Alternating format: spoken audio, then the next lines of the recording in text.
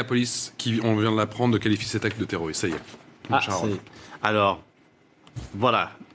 Cette hésitation était de pure forme depuis quelques temps.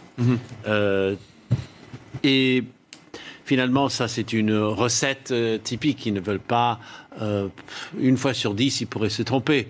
Que c'était quelqu'un qui n'était pas un terroriste ou autre facteur.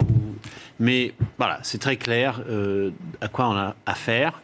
Et c'est tout à fait analogue à ce qu'on a connu à Westminster Bridge, en Allemagne.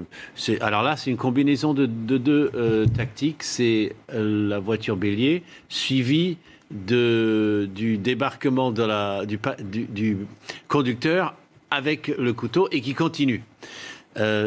Finalement, l'État islamique, si c'est eux, ont vraiment perfectionné toutes les méthodes de terrorisme urbain, avec des machettes, avec des couteaux de cuisine, avec des armes s'ils en avaient, avec des bonbonnes de gaz. Enfin, il y a vraiment toute la panoplie.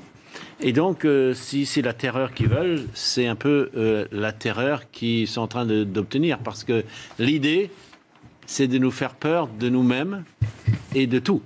Un couteau de cuisine, un sac à main, enfin voilà, une voiture qui passe. C'est leur but profond, ça. Alors que l'on vient de l'apprendre, Oui. Harold, la troisième attaque ne serait pas en lien avec les deux premières. C'est-à-dire que l'attaque au couteau dans le quartier de Vauxhall ne serait pas du tout en lien avec les deux premières attaques, c'est-à-dire l'attaque du London Bridge et l'attaque juste au sud du London Bridge.